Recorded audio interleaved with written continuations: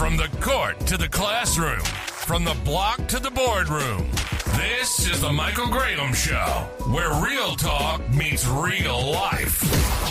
Join Michael Graham as he breaks down the big issues: youth development, community programs, housing, jobs, and the challenges that shape us all. Loud, funny, real. The voices of experience from athletes, educators, advocates, and everyday warriors are all right here. This is where community comes to talk. This is the Michael Graham Show.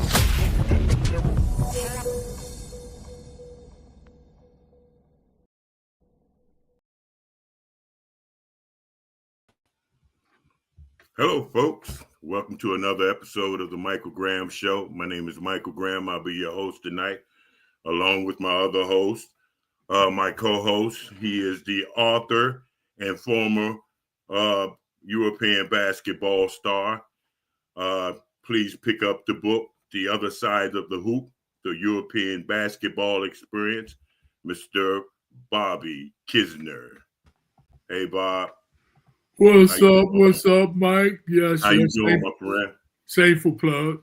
Yes, for the book. Hello, everybody. Welcome to the Michael Graham Show, ball. We lay it down live. Good information, historical, great people. How you doing today, Mike? I'm doing okay, man. Just trying to move and groove, just trying to do some things, man. But, you know, all part of life. How about yourself, man? Man, I'm doing great. Just got back from Atlanta.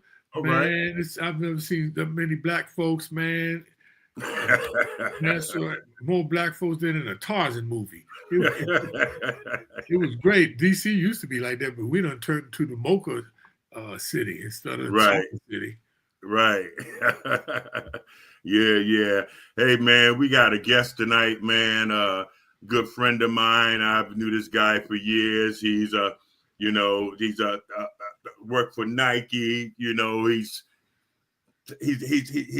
top of the industry, man. You know, he's worked with Jay-Z. He's created the Roc-A-Fella Air Force One. You know, he's done some things with Wu-Tang Clan as far as Nike right now. He has his own company called Brand I Am, which he does storytelling. He also was a running back, Division I player, a good one at that. Good friend from the suburbs of LA, you know, playing the fields, Division I football, to the epicenter of sneaker culture. My guess has built a career on seeing things differently. You know, while at Nike, he wasn't just selling shoes, he was telling stories that connected sports, creativity, and the streets. Today, as the head of his own storytelling agency, he's guiding the next generation of culture leaders. He sees the blueprint of liberation in a place like Fort Moose and carries his grandparents' curiosity, travel with him all the time, everywhere he goes. He's a storyteller, a brand builder, and a true original. Let's welcome my friend, Drew L. Greer.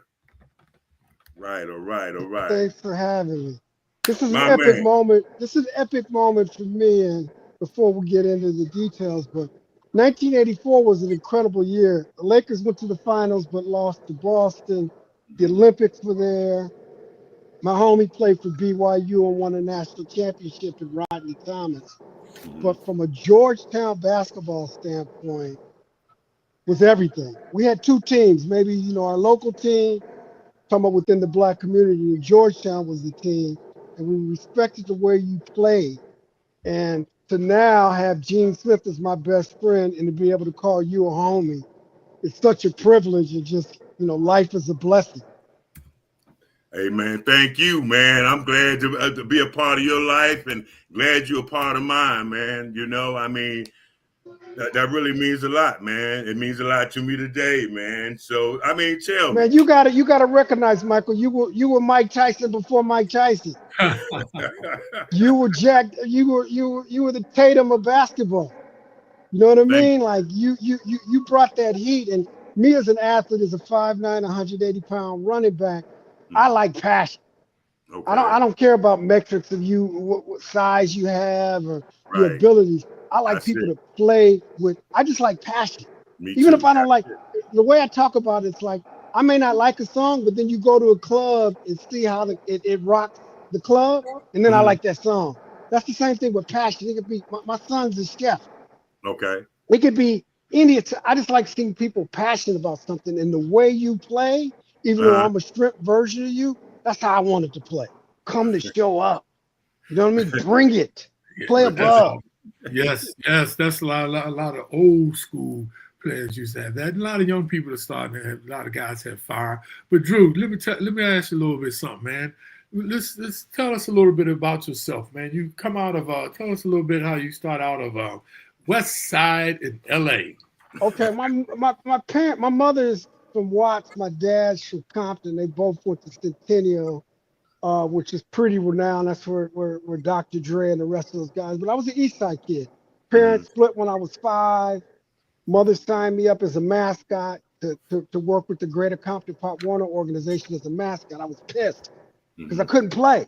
I used to dream that, and I was a mascot for 12 years. I used to dream the running back would get hurt and I would get my opportunity to play.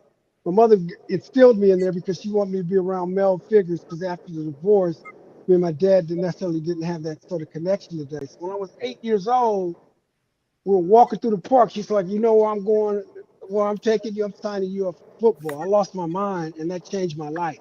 It gave me Okay. my confidence, my passion, allowed me to get a degree. But Mhm.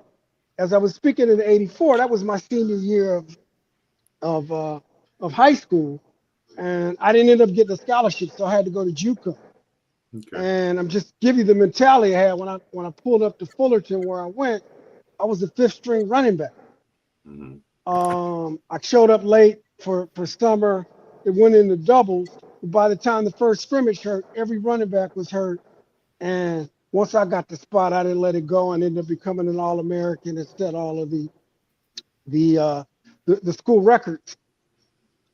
Moved on to Ohio University, thought I was going to go major, didn't get that recruited like I Mhm. wanted, so I went mid-major. Pulled up to Ohio, ended up pulling my both hamstrings in spring. So I went into camp again, like 3rd, 4th string running back. I'm like, yo, Mhm. I'm the All-American. How y'all doing this to me? And first play of scrimmage in the summer camp, I took it to house on a screenplay and never looked back. And one of my homies sort of explained to me, sort of teammates, that when they realized I was real, we played Marshall, and this is when rules were a little different. I was on kickoff return, and my helmet came off, and I kept running. They was like, okay, this motherfucker right here is real. And that's been my life, is just sort of overcoming things. I became the first male in my family to get a degree, a college degree, end up getting a master's, as well as at Ohio, started my journey. Uh-huh. That was my entryway of eventually sort of traveling the world. Lived in Atlanta post grad school, got hired by Nike and worked in LA. And me having the suburban, moving from Compton to the suburbs, going to school in Ohio, it started my curiosity, which then led into when I got into product marketing, being able to go in these different hoods and understand what was going on within the culture, because this is pre-internet. Mhm. Outside of Yo MTV Raps and Rap City, there really wasn't much cross-pollination going on. But me being able to go into these markets and understand what's going on and coming in from an authentic standpoint. My senior year of ball, I actually traveled to New York for the first time and was blown away at the color options and the things they had. But that set me up to be humble and understanding and not ever know I knew it all, because I knew every time in New York or DC in these markets, every time Mhm. I turned a corner, there could be something new that I was going to discover that could then influence me to be able to take the culture, the line, and the brand to the next level. So Okay. I would say I live off of passion, I live off of curiosity, and I live off of being an underdog. You know something? You mentioned your grandparents' travels that spark your curiosity.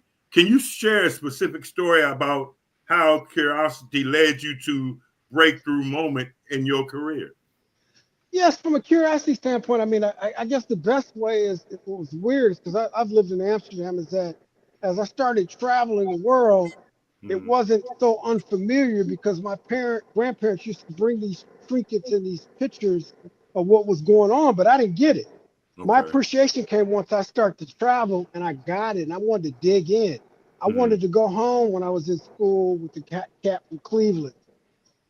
I wanted to know why, New Yorkers love basketball so much, or, all these dynamics. It just, I wanted to, like, one of the struggles I had in school was that teachers never traveled. So I hated history. But once I started traveling, I loved history because I could dig into it. And now that I got the internet, I can really, carve in the dynamics and understand what's going on, and, going down the rabbit hole to be able to feed things. And then it just sparks, like my son is a chef, and I came up with it. He should start an ingredient line called Greer Dienst. To come to find out, that Dienst in Dutch, where he grew up at, means, discovery. Okay. So, like, finding those little bit of stories, or, Olympic Boulevard in LA was named after the 32 Olympics, is how it came about. Like, finding those stories then feed into, product or branding, which then become, hyper authentic, and allows you to be able to do things that resonate with the culture without just sort of taking away. Hey, Drew, you did say you were in Amsterdam? Yes, I lived in Amsterdam. Yes. So tell us a little bit about the ball in Amsterdam. I played ball in England. We played in Holland. And how tell us a little bit about basketball in Amsterdam. It's very niche, but my perfect story where I understood you have to understand things from a global perspective is because everything there is about global football or soccer. Right. Like, everything's a distant two sport. But when Kobe scored 81 points, man, I rushed into work and didn't nobody care. I was shocked. Like, where am I? There's some niche players that like basketball. Obviously Strip sort of came from there and some others. But global football is everything in Europe. Yeah. Everything else is a distant second. But what's so interesting, Drew, when I played from 79 to 85 in Europe, the top countries was, back then, the number one was Italy, Spain, and Holland was up there around like 3, 4, 5. I don't know what happened to the sport there, but it was up there. It's still there, but you got to realize the gap in between global football and soccer and any other sport. Like, the second sport in London is rugby, and you go out, but it's a distance. Don't forget cricket. Global football is just so incredible. I mean, I went to an Arsenal game. Seeing the passion is outrageous. Or I worked a project with Rio Ferdinand at Manchester U, and looking at the facilities and the cars and the dynamics, it's just completely outrageous. The hooligans and the loyalty. Like, I just met a brother here today, and I'm in Atlanta right now. And he's from London. And I know the first thing when you pull up anybody from Europe, who's your team? Then they know what you're talking about, and it breaks down. That's one of the things I can say that my travel, my curiosity has given me, is that I can talk to anybody in the world and find something in common if I'm in the mood based on all of these experiences. Yes. One of my most incredible experiences in Holland was being at a coffee house. And if you know what that is. With 5 brothers, and we were from 5 different countries. Like, that was incredible. Where does that happen? Right. You with 5 black men that are from 5 different countries, but I mean, that's why I like to explore, and I don't mind. Like, the other day, I got this Step It Up thing where between December 22nd, which is the start of fall, to 12/31st, which is 100 days. I'm trying to do 10,000 steps because at the completion, I will have 1 million steps. Wow. But But on Sunday, I jumped up and got into the rain. And the reason I did is I wanted to get a jump start on winter and fall because it was raining, so I could get adjust to it. But also it's been my mentality in life. I like being out of my comfort zone because that's how I learn. Right. You know what I mean? If I take the same way home every day, I'm not going to see what's new. And that's kind of the approach I've taken in life. I don't have to be the hottest cat at the spot or in the market. But now I'm good in all hoods. I go, you can drop me, Atlanta and New York and Amsterdam are like second home. I go to DC, or DMV, I got love. Right. You know what I mean? Based on placing myself in my uncomfort zone to allow myself to be able to grow. And that's been kind of the heart of what I've done. So I can go from the boardroom to the hood. You know what I mean? I can go from the suburbs to the neighborhoods. And I'm curious. Like I was talking to the president of K-Swiss, and they had socks there. I was like, yo, what you doing selling socks in Dollar Tree? And he's like, yo, you ain't supposed to be. I shop everywhere. I can find anything anywhere. I can find trinkets anywhere. I check everywhere to know what's going on so I can get the things that I need. And that's kind of how I live my life. Right. So, Drew, you know, the interesting thing, that point that you make that I found by traveling abroad, and, two things you said about being uncomfortable is really all about learning too. And the other thing you said, I found that because I travel so much, whenever I met somebody, I always found something that was in common, Yes. and that immediately created the relationship. Instead of, trying to make a person be in common with me, I found out what they were into. And because I travel in so many places, like you said, Amsterdam, France, Spain, and it's so important. But how did you end up at Nike? Interesting story. I went to grad school. I originally worked as a health inspector. I'm an undergraduate in environmental health. I worked as a health inspector out of school, and I realized metal desk and pocket protectors wasn't my thing. So I went back to grad school at Ohio University. We have the #1 sports administration program and the master's program in the world. And Ohio University is in what city? It's in Athens, Ohio. Ohio University. Everybody know about Ohio State, but they forget about Ohio University. Continue. Yeah, Ohio University. We have the dopest Halloween in the world. Our Halloween festival is off the hook. The campus is incredible. I went there, not to get off subject, was because I was getting recruited. Like I said, I didn't get recruited big time.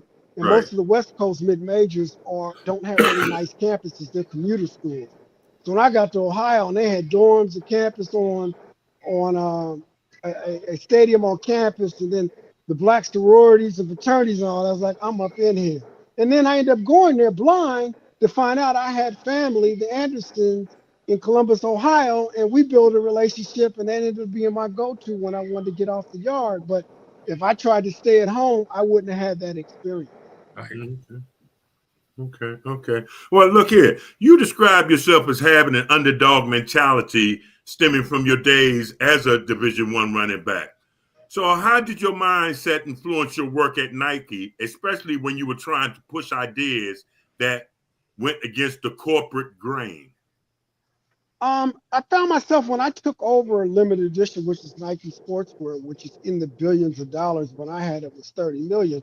We were the side category. It was all about the performance categories, and they never had a brother in the position. Okay.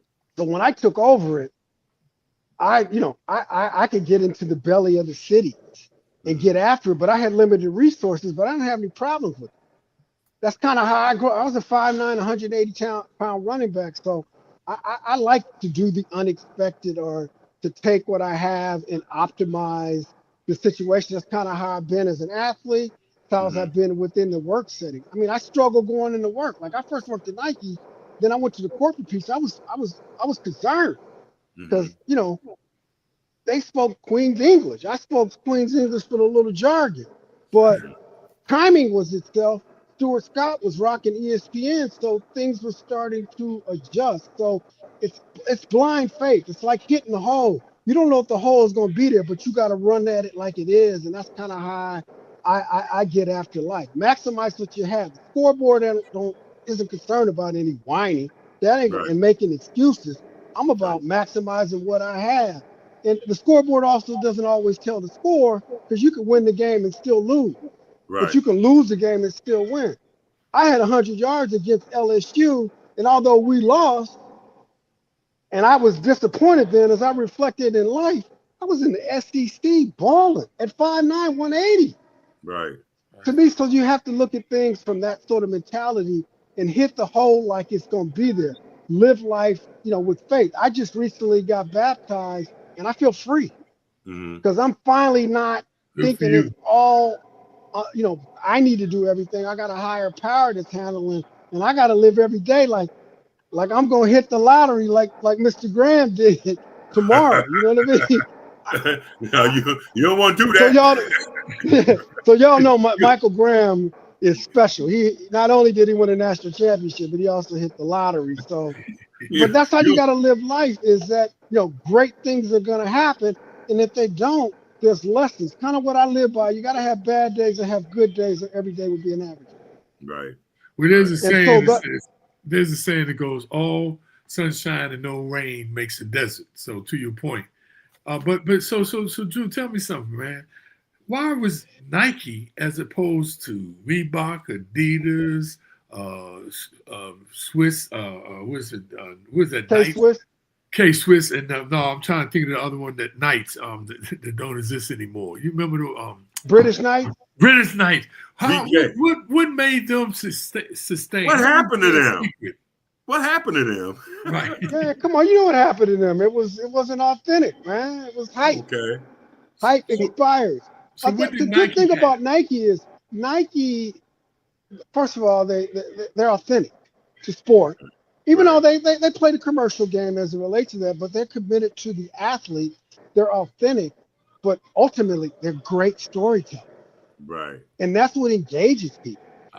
You can make great product, but that's GMC. You want to have the stories to be able to connect with the culture. Right. And them empowering me at some point to be able to take over Nike Sportswear, I'm able to get in the belly and do that. They do that in all categories. Right now, they're having bit of challenges, but they're having $50 billion challenges. You know what I mean? Adidas is the closest to them at about 25, but the way Wall Street, you want to continue to grow. How do you continue to grow to be authentic? A lot of their growth recently has come from the sportswear division, which I was part of, building, and they're using the basic footprint. But now they got to figure out how to get back into sport. They took their eyes off of running, and some niche players have come in. But they're at a point now they can't give up anything. If they're going to grow, they got to be on point with everything. Where before there was some room. Right now, they got to get apparel together. They got to get ACG together. They got to get running back on point. And then the things they do, they got to do it at an optimum standpoint so the consumer has that burning desire for their product. So how do you think Shaq and Allen Iverson with Reebok is going to do? You read my mind. That arena.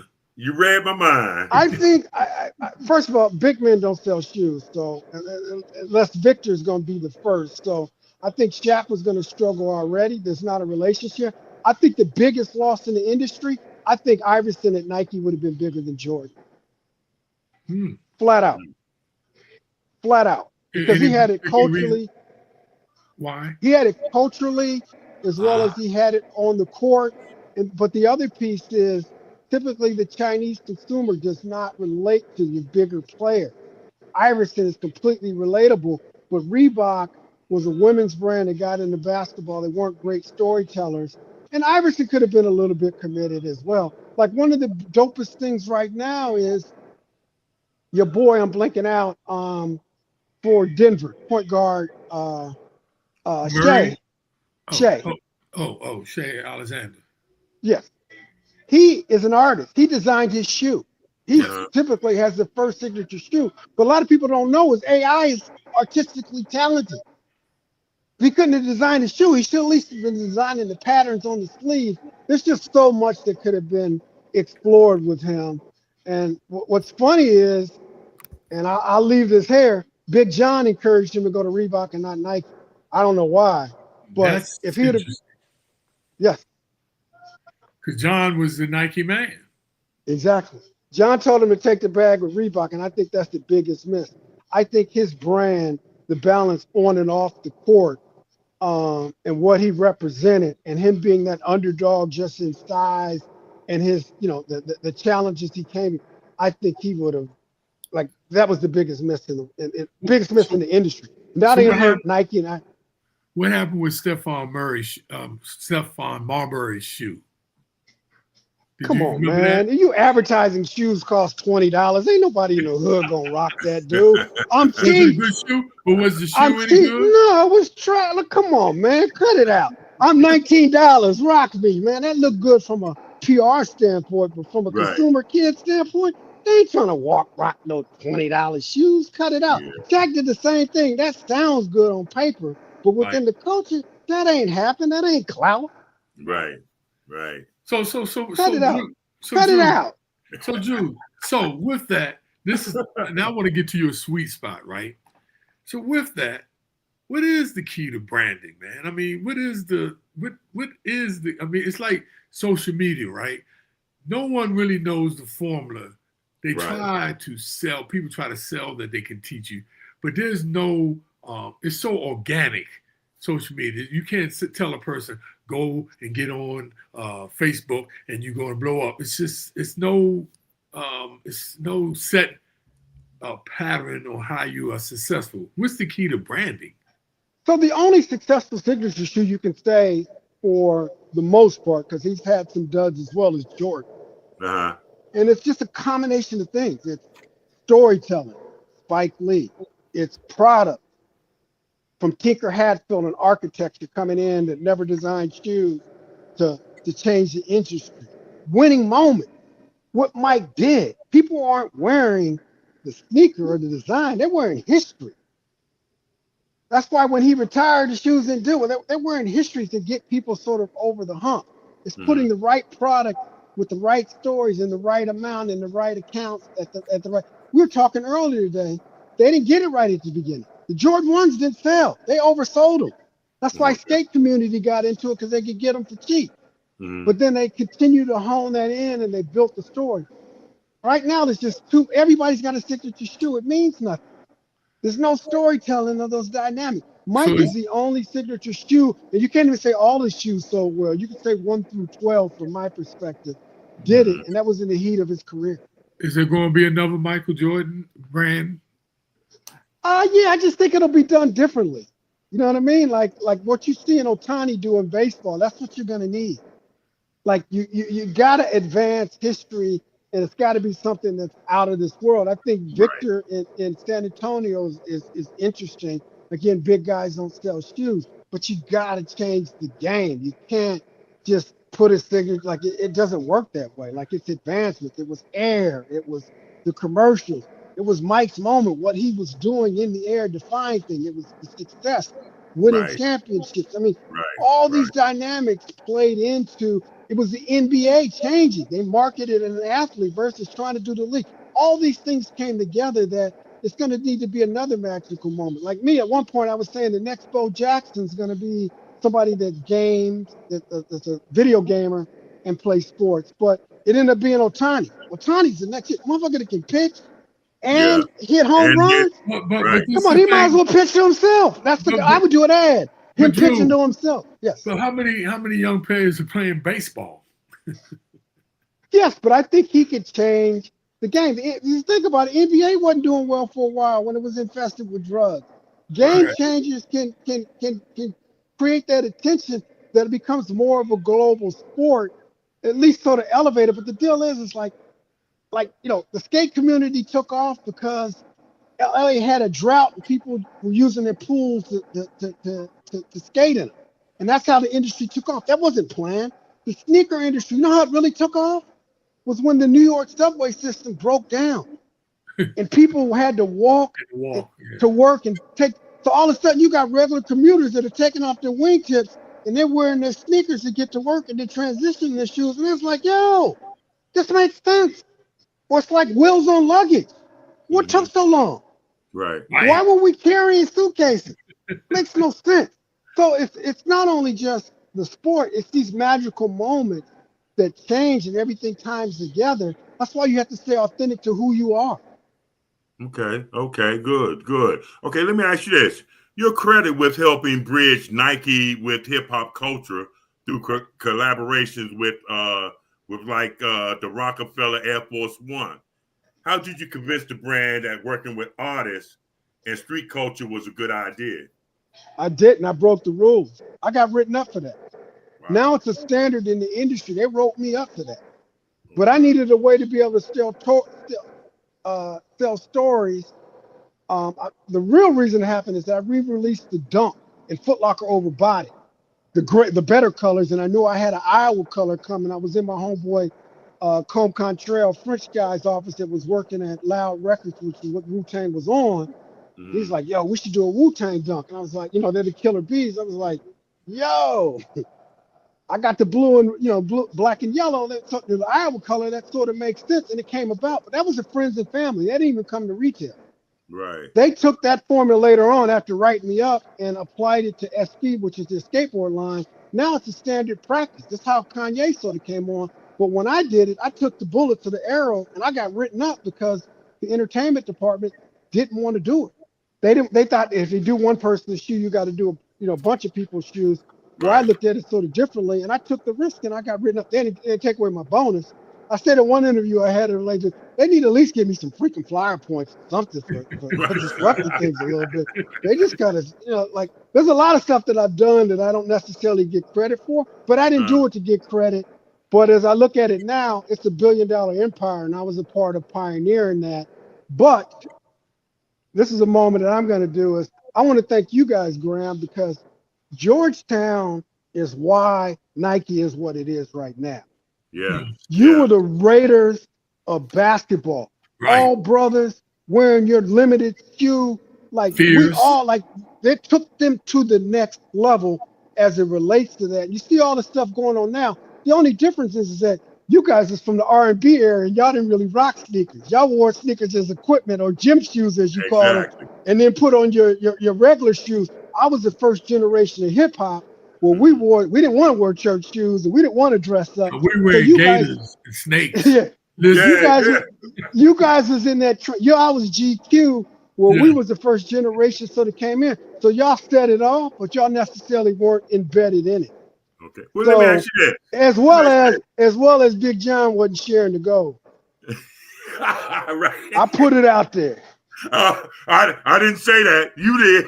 I said it. I ain't part of that. Look here.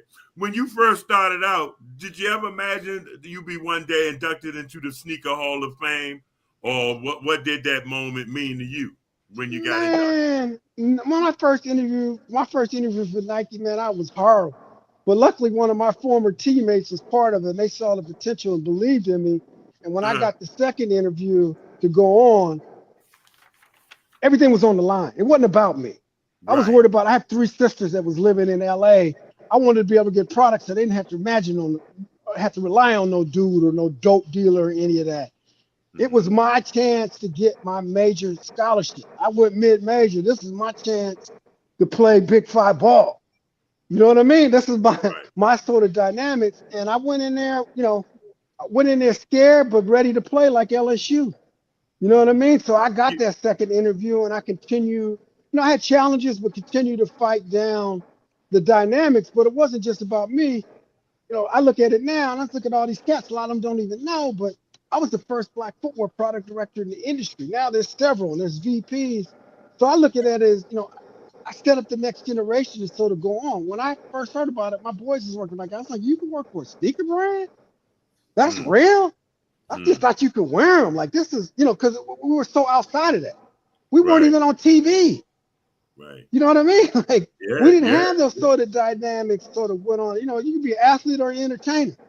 You know what I mean? I didn't know, so there was no way I thought I would be inducted in the Black sort of footwear form, and it was off of a surprise, but definitely felt good about it. And it was like, I do deserve to be, sort of in here, sort of the dynamics. Of course you do. Of course you do. Come on now. Sort of the dynamics, but again, as I've always stated, it wasn't by me, but through me, and I represented the buying power of the streets, and the curiosity took me there to understand the things I needed to do as I curated the collection. curated collections, as I broke rules, as I told stories. I got all that stuff from the street, Right. From a sports standpoint, as well as from a culture standpoint, me being a D1 athlete, as well as first generation member of hip hop. Okay. In your biography, you mentioned that you hope to inspire and mentor our future leaders. What is the single most important piece of advice that you want to give young people who want to break into the industry? Storytelling's everything. Stay curious, and get better every day. Okay. Get better every day. Don't rest. There's some regrets sometimes. There are moments where maybe I was sort of feeling myself. I could have. No. Actually, the most important thing, I'll tell you the most important thing that has hurt me in my career. And it's something that our community needs to get an understanding of. There's a difference between being passionate and not emotionally intelligent. And I was not emotionally intelligent, and that hurt me. You got to balance. You got to work the room. You got to work the dynamics. And, tempers and getting mad doesn't translate, isn't the best way to go about it. So how do you stay emotionally intelligent in these challenging settings? Because, they're going to use it against you.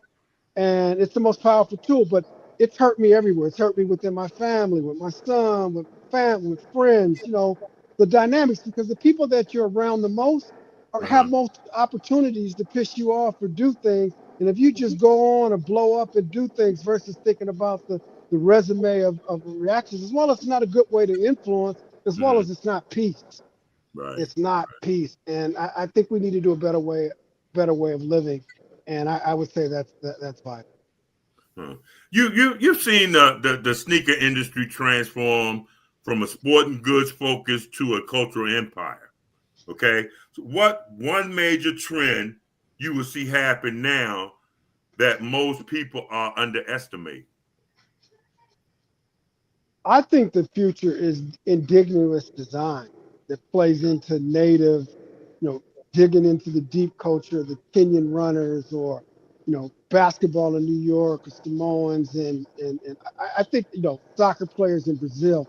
I'd like to see an indigenous sneaker brand that ties in, and not the individual, but the culture of sport within those communities that are most passionate about those sports. Okay.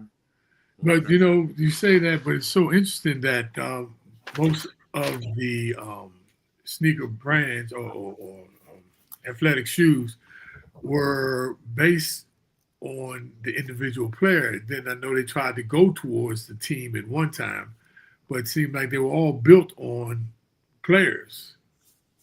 Mike took off. You got to say that's when the industry sort of took off. I'm not even saying the team. I'm saying the culture. When you're a Kenyan runner, the way you're going to get out of your village is by running. When you're in Brazil, it is not a sport. It is a religion. You know what I mean? When you're a Cuban baseball player, you know what I mean? Or Samoan American football player. I'm talking about tying into that deep passion. That's a whole nother level. That's a whole, I'm with the team ball and team sports and team colors. I'm talking when you blood, you live it. You know what I mean? With that, next level to me, that's the next passionate thing. And that's where music and food and all these dynamics come in, because it plays into those from that dynamic. Indigenous performance is what I call it. If I ever start a brand, I would do it. That's what I want to do. And I have a brand I'm actually going to do called Rank, Righteous Athletic Noble Kingdom, that plays into that indigenous sort of perspective. I just think the passion and what comes out of that could change the game at a whole nother level and truly authentic. Hey, Drew, that's awesome, because in every sport, like you say, it's the passion. And I hear what you're saying, man, because if you tap into the passion, and the emotions, and that's what gets people fired up. And I like where you're going with this. But one other question, if you don't mind. Come on, all day, baby, all day. Where do you see the NIL effect on the sneaker business? I mean, where's NIL as far as to you? I mean, from my perspective, NIL should become like, you're seeing these coaches get these $50 billion buyouts. if you look at the rules, amateurism, coaches and players weren't supposed to get paid. I've written an article on it, but they changed the coach side and not the player side of it. I think it's all about it. I think kids still need to stay true to a sport, and that's a whole nother dynamic. You're just trying to get the money going on, but I think they definitely should be a part of it. I think the NCAA is about to collapse. I think it's going to be a whole different sort of dynamics as it relates to it. But again, the kids got to understand you got to perform. Because if you D1, you can drop down to D2 because they're going to drop you because you're not performing. But if you the D2 kid or the JUCO kid, you got a chance to sort of move up. And what comes at is a check, but you still got to perform. It's a job. Let me ask you this. We got a guest that have a question. I don't know if you can see it, but I'm going to put it up. Read that and answer that question for this gentleman here. I'll read it for you. What kind of due diligence do athletic companies do to ensure that they're partnering with an individual who has durability? Interesting question. Durability as it relates to injury or in I mean, if you're doing it the proper way, you do something that aligns with the brand. I think Jordan has failed as relates to that because I wouldn't have an athlete. If I were Jordan brand, I would just do teams because nobody's going to be what Mike is. That's why none of the signature shoes have done well as it relates to the dynamics. But I think Cooper Flagg is a great example with New Balance. I think that's a great partnership. He's from that area. You know what I mean? They're kind of this conservative sort of line. I think people need to, I think right now, brands are just signing up everybody's sort of protection standpoint. That's why you see none of the signature brands really work. You need perfect alignment. And it's beyond just durability. It's just the DNA of what the brand is, what they stand for, and being able to align. All right. Wow. So where is the sneaker industry headed then? I mean, where is it and where is it going? Because it just seems like you say, nobody really has that magic bullet to make it happen. I think there's a responsibility within sports. You're seeing there's no interest in the Olympics. You know what I mean? You're seeing the NBA viewership. Like I said, that subway moment where it broke down or the running boom that sort of went on, there's something that's just going to come out. You got to run through the hole and be ready when it happens and stay authentic to the things that are going on. I think this indigenous play becomes a bigger part of those dynamics. But right now, I think they got to rescue sport and find an interest. These kids don't want to watch sport. They have no interest. I did a post today. The Letterman jacket means nothing. Wow. You know what I mean? That used to be the thing back in the day. Yeah, and the kids have so many other dynamics are still going. I don't think it's anything to worry about. I just think change is coming and what those dynamics is. If it's the internet, if it's the NBA focusing on cleaning up the sport, you know, from a profitability standpoint, the NFL's doing the greatest job, and it's a U.S. sport, which I find very interesting. I think the dynamics are just open. You know, will soccer ever become a U.S. sport? You know, will basketball truly be able to come global? I just think a lot of dynamics are happening. We didn't know the internet was going to happen the way it did. And so I just think being fluid, being graceful, being athletic, and, you know, being true to who you are, and when it happens, it happens. So do you think that especially American sports, do you think it seems like it's getting it's outpricing, like the little commoner can't even afford to go to the game. At the Commanders game, I think they said it's $8 for a beer. And does you think that is what's really affecting the sport? No, the kids have different interests. They have so many dynamics. Remember, we all had to watch the game or even a TV show. If we didn't watch it at the time, we missed it. That was it. Where now they can watch it later. They can delay. It's a bigger challenge now. It's not an easy dynamic. It's a challenge. You know what I mean? You was a big man on campus. Now there's a bunch of big men on campus, and you got competition, and they got to fight after. I'll tell you another thing that's going on. Even the live games are going to have challenges. Look up this spot called Cosm, COSM. It's the latest in technology in sports sport. There's only one in Fort Worth and in Inglewood, California. I tell you, watching the game at that facility is better than being in the game. Like you feel like you're in the huddle. Super Bowl, they charge $200 a ticket to get prime tickets. So even the live games are about to have a challenge with technology that's sort of going on. So it's ongoing, but the good thing is us as consumers, it puts the challenge on them to make the experience better. I think we got another question. I don't know if it's a question or answer. Can you see that? I do not. You talking about the one? I'm thinking that Yeezy is retrospect. That was probably a mistake.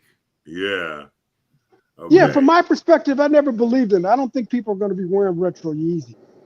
That kind of came and went. Well, Mike, that happens. You got kids that have never seen Jordan play that are wearing his product because they're associated with a sports moment and they're authenticated in a place where, I respect what Kanye does. A lot of it is the business model that I sort of developed, but I don't see people wearing vintage, Yeezy sort of later on. There's something about that storytelling, that legacy, all those dynamics to play in. I think ultimately there may be, one of the things talk about, there may be a Kanye with the Jordan, with the Tinker that develop their own line, and you're able to bring in the trifecta, or a great storyteller, or Drew Greer, that creates a brand that has those sort of four dynamics and it's indigenous, so to speak, those sort of dynamics. But things are going to evolve, man. Like, you get tired of eating, what we ate back in the day, beans. Right. And, the menu continues to evolve, and you got to have faith and not worry about it, or be feeding culture and advancing it and contributing to it versus waiting for it to happen. And it just seems that things nowadays are so that happen is so organic. It's not like somebody came with the magic idea to market Anthony Edwards or somebody like this. It's just like you said, the information highway is so much coming at young people. I just find it difficult how the people actually can brand in a society that is just throwing everything at you, and there's no one method of success in branding anymore, to me. But it's even the timing part I talked about. Remember, Mike was supposed to sign with Adidas, right? Correct. You know how Anthony Edwards got to Adidas? How? It was over COVID, and Nike decided they weren't going to sign any athletes till January. So Adidas came in and signed him a week before the season started, which is like the 18th or something of December. Mm-hmm. Wow. It saved their basketball line. At one point, they were thinking about getting out of basketball. You know what I mean? So things just, like the higher powers, things just sort of happen, and you just got to be athletic and ready. Or Under Armour getting Steph Curry, even though they haven't done much with him, but there was a flop in a presentation. It just sort of happened. You got to be ready when it's time. You got to stay ready.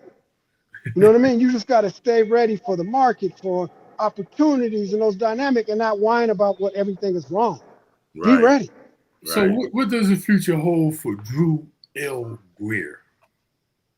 I'm working on a book called Sample Size, which parallels my background in history, culture, and dynamics. Want to consult. I wouldn't even mind going back in-house if it's sort of the right opportunity. I want to teach. No, I'm going to teach. I'm talking about what I'm going to do. These are the things I'm going to do. I like mentoring the young guys. I tell them, I'm going to give you my notes. You do it your way. I just want you to hire me so I can wave at people when they come to work and wave at people when they go home. So, I don't have a hater mentality, and I don't think they should do it my way. I just want to give them my notes because I didn't have it. Right. There was a gap between the generation of older cats that worked for the sneaker brands when we were there. They were hand boning and smiling and not necessarily in the heat of the business. We're in the heat of the business, so they couldn't really mentor us. They didn't want to mentor us. They were trying to protect their goal, and I don't want to be that way. I want to give them my notes and not say you got to do it that way, but take my notes, stay curious, and remix it and do it your way. I get off on that. I want to see cats win. I get off on that, sitting back or cats come back. Me too. Say, I do too. Me too. You mentored me, or you told me this back in the day, and it led to that. Not that anybody knows. Like, one of my favorite parts of being in this industry is seeing somebody walk with bumping their step and not knowing I worked on the product, or having the time of their lives and experience that I created and not knowing that I was up all night doing it. That's authentic currency. Yeah. Yeah. So I teach financial education, right? And one of the things I'm finding out, because I hear a lot of the old school guys be sort of kind of talking negative about the young guys today, saying that they don't have the same passion. They don't have the same effort that we used to have. And then they seem like they don't want to listen to the old guys. But what I found out when I stop and talk to these young guys, like I'm just talking about up on the street, I see him, I might, hit him with, hey, what's up, young dude? Or what's up, boss? They a little lingo. And they be willing to talk. And I just find that a lot of older guys, man, there's so much that they can pass on, like you say, Drew, to these young people. And I just wish, and I try to provide, like what you say, I try to provide that avenue to give them a little history. Earl of Pearl once was talking, and not too long ago, and he was talking about the history, why it's important for the young guys to understand the old guys. And he said, the young boys like, man, what we need to know that about? He said, because you understanding what we did, and to your point again, Drew, it's not about having to do exactly what you did, but take what you did and build upon what you did, or take what you did and do it your way, but you don't have to start from ground zero. And I'm not for everybody. Yes. You know what I mean? Yeah. So that's how it is with the young guys. Right. I got young guys that love me because I'm candid. I keep it 100. Amen. I got the old stories. I tell it like it is. And they like that, but that's not necessarily for everybody. That's not for the kid that's trying to take the Duke route. I'm the Georgetown route. I'm the Michael Graham sort of route as it relates to the industry. And I get it candid. I talk shit. I'm uncandid. I tell that motherfucker he ain't got no taste, no sort of dynamics. But that's just my opinion. It's not from a hate standpoint. Right. It's how I feel and how I see the dynamics going on. I got some young brothers in Detroit, man. I call them the Cut and Stow brothers, man. They met me on Olympic, walking down the street. I'm smoking a Black and Mild, chilling, and now I'm their mentee. They're young as hell. They call me Unc, but they feed into me. Where other cats, they hear it, oh, he was disruptive in it. I'm not messing with him. I ain't no problem. I'm not for everybody. Right. But you're going to get a perspective from it.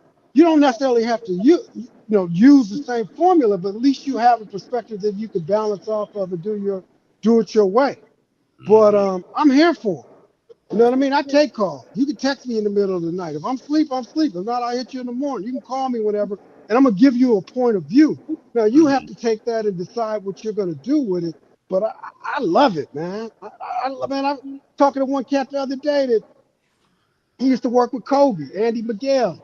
And I was like, it was an interview and somebody said that they fed him to, and it was there. I was like, yeah, he used to be my mentee. So I sent him the note of the video the whole night. He's like, used to be your mentee. I'm still your mentee. Wow. Dope.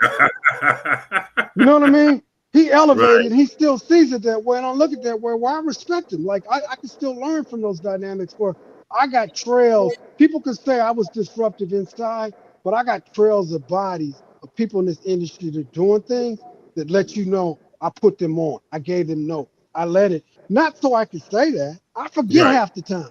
Right. I forget half the time the stuff I do because I don't do it for currency. I do it just that's how I built, and I didn't have it. So, Drew, when you were a young guy, who were the sports players that you looked up to? From a fan standpoint, few people I can say I'm a fan of.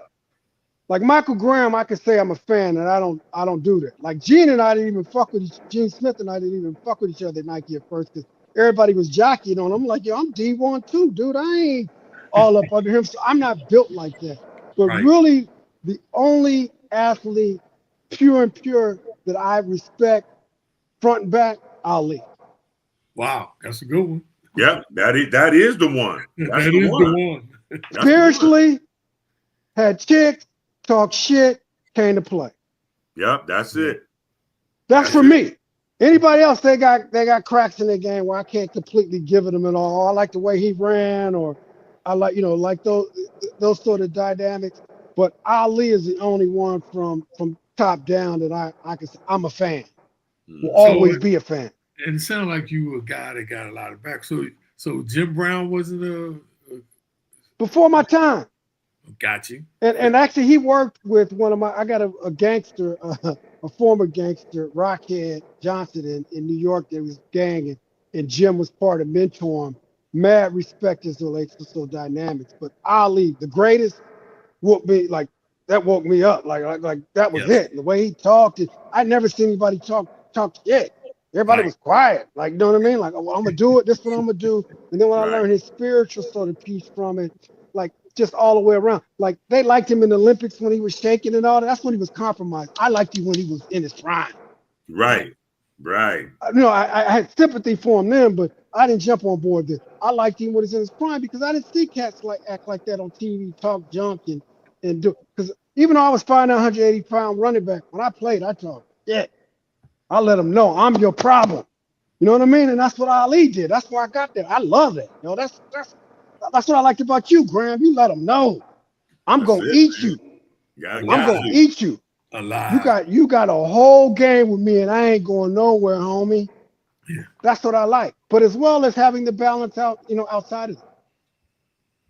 So, looking at culture, which you talked about, and you've been around, but just in the U.S., if I could just say the U.S., is there really a culture there? I want to just stick with basketball, if I may.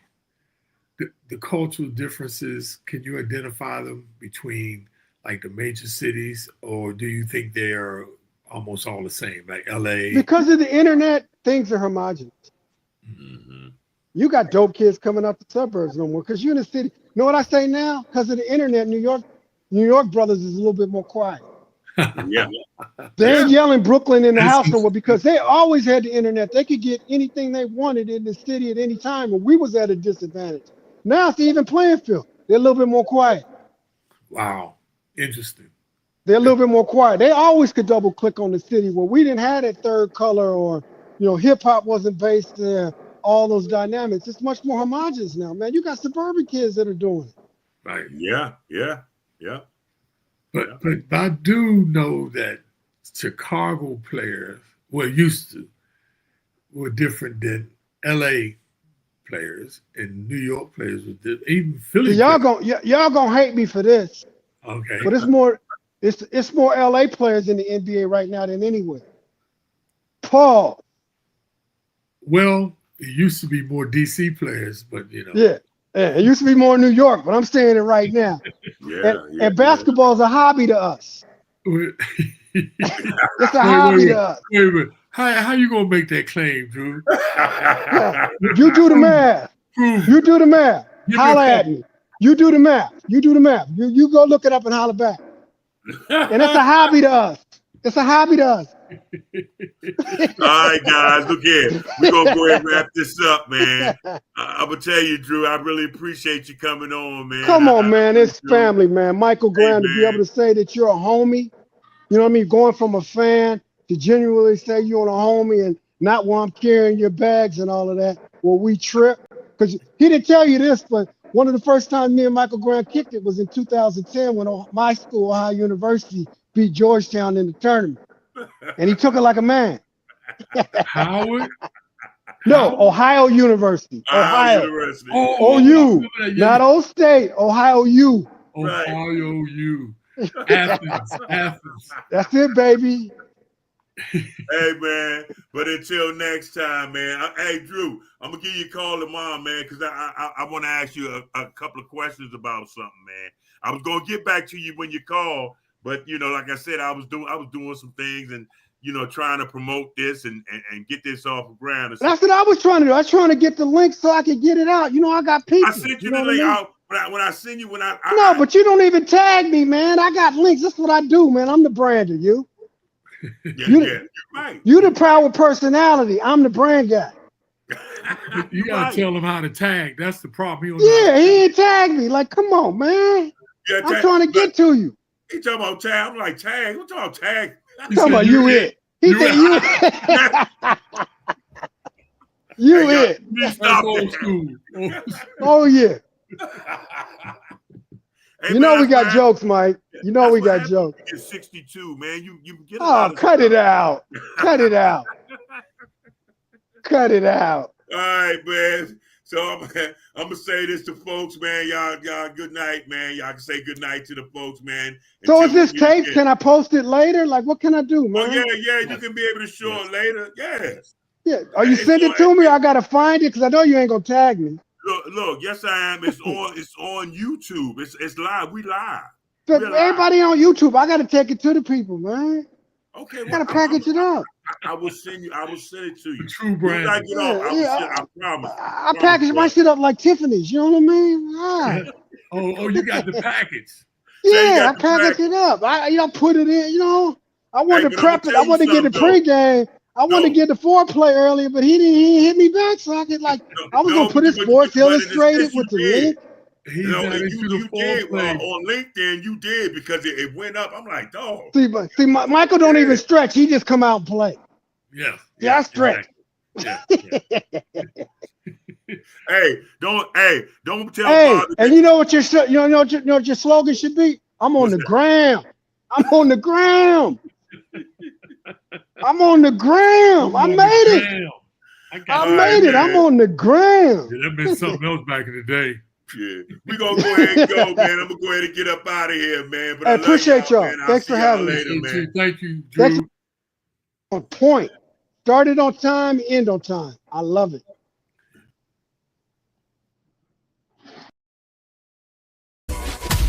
That's a wrap on this episode of The Michael Graham Show. Big thanks to our guests, and bigger thanks to you for listening. If it hit home, share it. If it made you think, talk about it. Because change starts with conversation. Catch Michael next time. Same truth, same energy, same mission. Till then, stay loud, stay real, and stay connected.